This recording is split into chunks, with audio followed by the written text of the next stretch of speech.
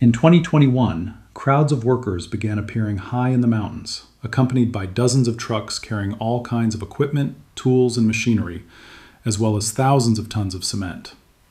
This time, the work was carried out under extremely difficult conditions: earthquakes, severe rockfalls, and the simple fact that the altitude was inherently dangerous.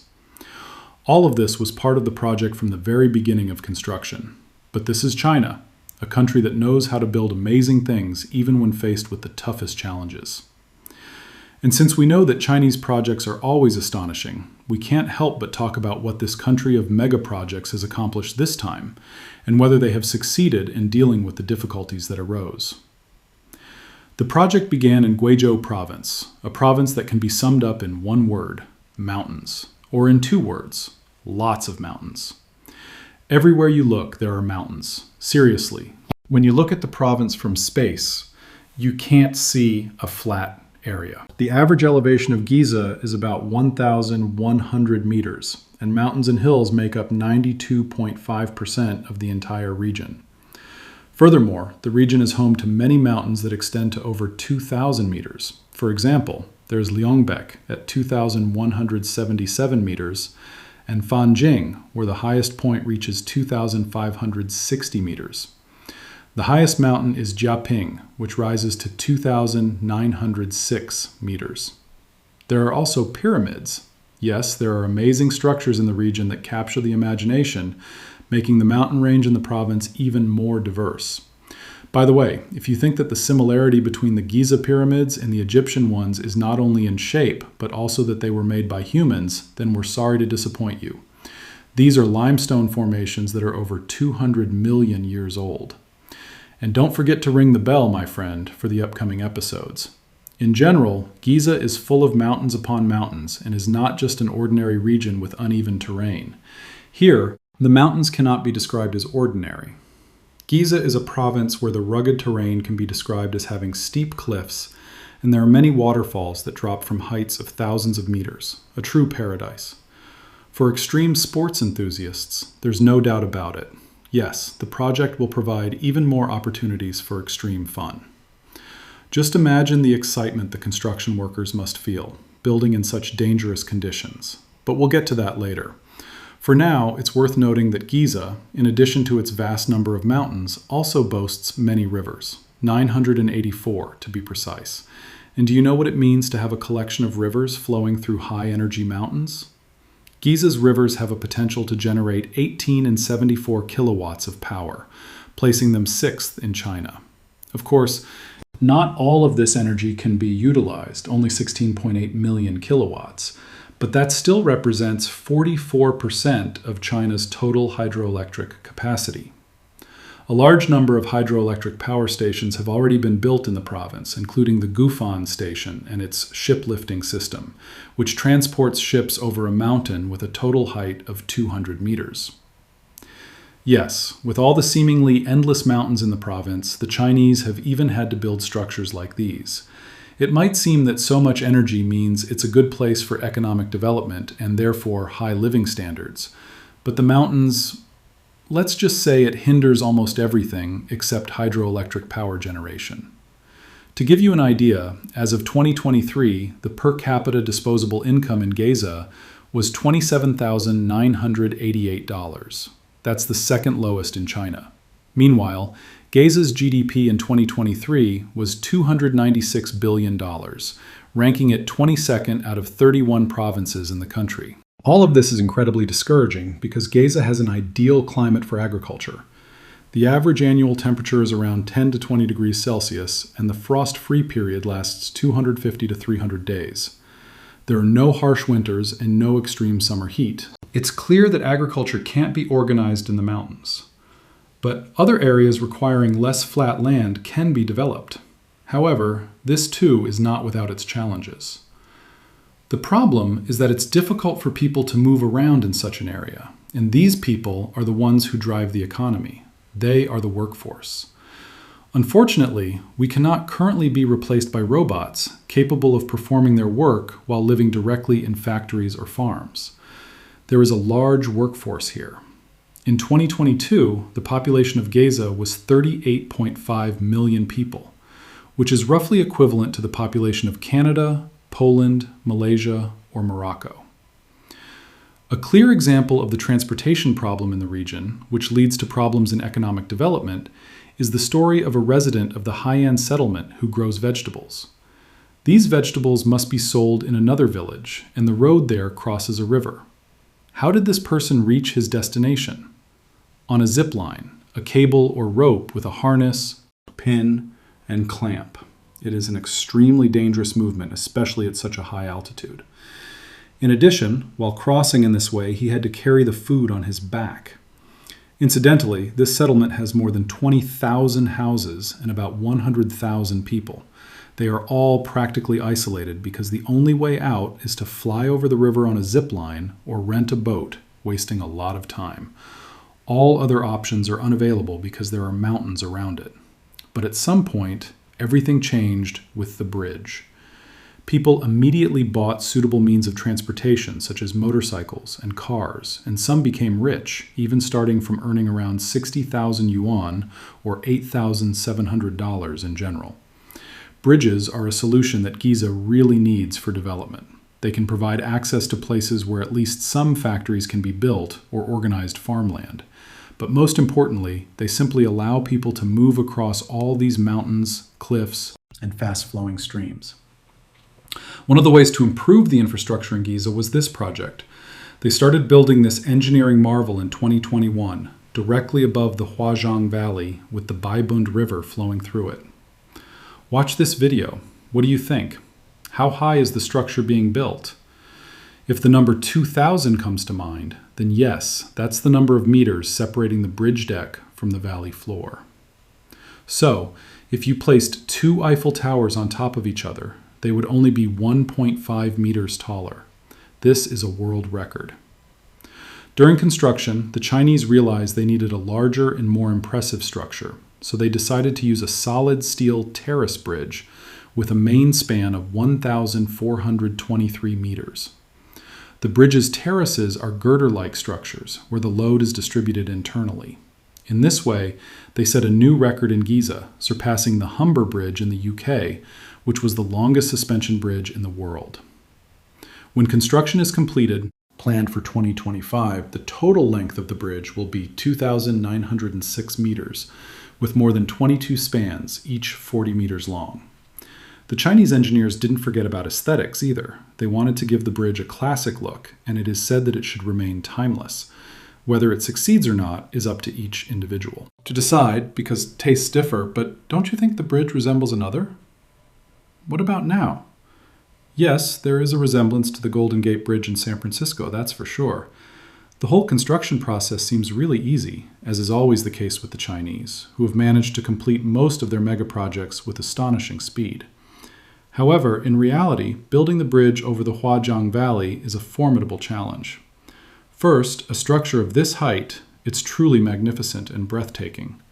After all, it's a world record. Yet, at the same time, it's very dangerous for those working on site. Of course, the Chinese handled this well. Every worker felt safe because they were protected from accidents thanks to numerous insurance policies and other safety measures. But after initial assessments, they realized that not only was more equipment needed, but also many more resources. On the northern slope, they had to build a 266-meter-high concrete tower, 58 meters taller than the one on the opposite side, which is 204 meters high. Even though the workers felt safe during construction, thanks to the various safety equipment, they couldn't be 100% certain that everything would always be fine. Perhaps they were told that the geological processes in the region didn't stop when this entire mountain mass was formed. Sometimes there are underground tremors. Of course, it's not like Japan with its frequent strong earthquakes in Gyoza. The situation is much better. However, for example, according to an earthquake tracking website, in the last 365 days, 8 earthquakes with magnitudes ranging from 4.0 to 5.2 have occurred in the prefecture. If we look back, we can see that in 2012, the prefecture was struck by a 5.7 magnitude earthquake. This resulted in the death of 80 people, injured more than 700, and the evacuation of more than 100,000 people from the neighboring Yunnan prefecture, which was also affected. In 2014, Yunnan and Gyoza were hit by another earthquake. Yunnan bore the brunt of the damage. More than 360 people died there. But the strong tremors also affected Gyoza, so there are instances of very strong earthquakes, and this is indeed dangerous for structures under construction, especially if we are talking about a giant suspension bridge. Another problem is the climate. Everything depends on what happens at the construction site, as mentioned by Alias from Stockholm, the company that supplied the equipment. The project is located in the Hebei region, which increases the difference in air temperature between day and night. The problems continue, the accumulation, but the Chinese. As usual, they are overcoming it. No accidents have occurred, at least not those we found in the public domain.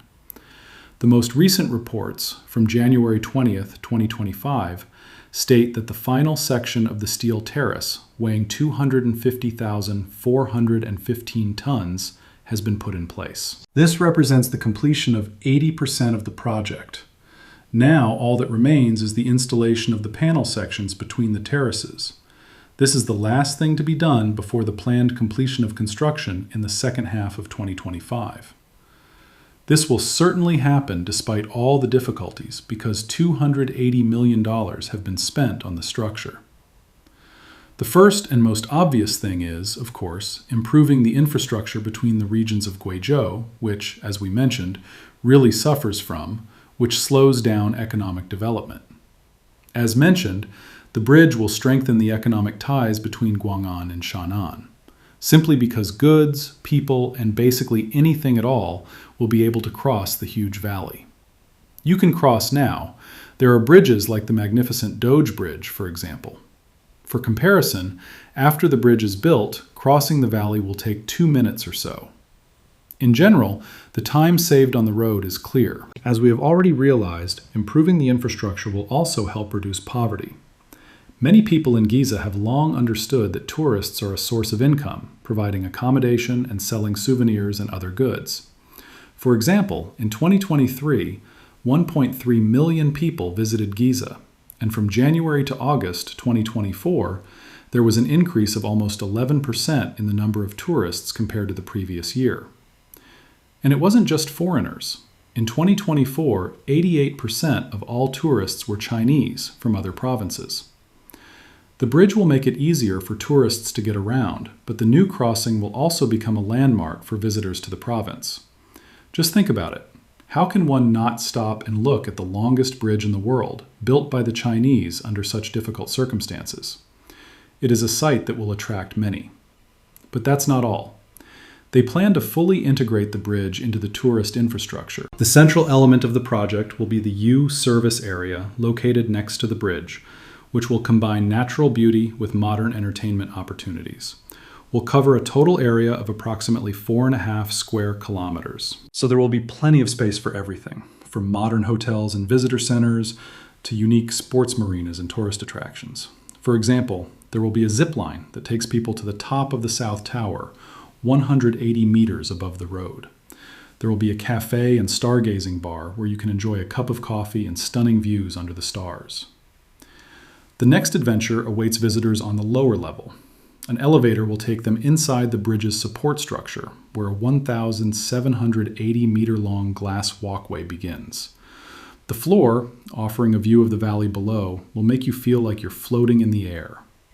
But the main attraction will be the extreme adventures, rock climbing trails, spectacular mountain drops, and a high-speed zip line that traverses the valleys. All of this will turn Huang Canyon into a magnet for thrill seekers, and the bravest will be able to experience a bungee jump. The platform, 266 meters above the Beipan River, offers the world's highest cliff dive. This extreme thrill will become the bridge's calling card, but that's not all. The bridge will also house a mass visitor center designed in a futuristic style inspired by Zaha Hadid's architecture. Here, visitors can delve into the evolution of suspension bridges, explore the valley's ancient history, and learn about local traditions. For those who want to spend more time in the area, there is a cottage. The bridge, with its stunning views, is an ideal spot to relax and embark on a journey down the valley floor. Interestingly, some tourist walkways are built alongside the bridge itself, allowing visitors to enjoy a full range of experiences from its earliest days. In short, Giza knows how to build bridges and captures the world's attention. It's no wonder the province is called the Museum of Bridges. While the entire country is famous for its bridges, more are built here each year than anywhere else in the world, but Giza stands out. This region is a true mecca for bridge architecture enthusiasts. Of the 100 longest bridges in the world, nearly half are located here. In total, the province boasts over 30,000 structures of this type, showcasing ancient stone designs. Currently, the leader remains the Doji Bridge, located approximately 194 kilometers from the Huanghuang Valley Bridge. The Doji Bridge is a 4-lane suspension bridge with bright 8-shaped towers, and its height from the bridge deck, the Nisi River below, is breathtaking. And at 585 meters, the Doji Bridge is 1,340 meters long. While not as spectacular, crossing the valley is guaranteed to leave a lasting impression. Built between 2011 and 2016, the bridge was constructed at a remarkable pace in the same area, demonstrating that the Chinese tackled the same challenges we discussed earlier. There's also the Pingtang Bridge, which ranks third on another list of bridges with the highest decks. This bridge connects the Pingtang Expressway to Lun, spanning the deep Sidu River Valley. At 580 meters high and 2,100 meters long, its tallest tower is only 15 meters shorter than the famous Millau Viaduct in France, which has a similar design and holds the top spot on this list. The construction of this magnificent structure cost 1.5 billion yuan, approximately $215 million. Another record-breaking bridge is the world's largest arched bridge with a steel tubular deck filled with cement. This crossing spans 1,883 meters, with the main span rising. At 504 meters, there's an old saying that Giza is a land where no 3 days pass without rain, no 3 fields without a mountain, and no one has 3 coins in their pocket. Based on the area's bridges, one could add that there are no 3 valleys without a spectacular, record-breaking bridge. Thank you for your opinion on this episode. If you like, I recommend you watch this episode. If you like, I recommend you watch this episode here because it's very important.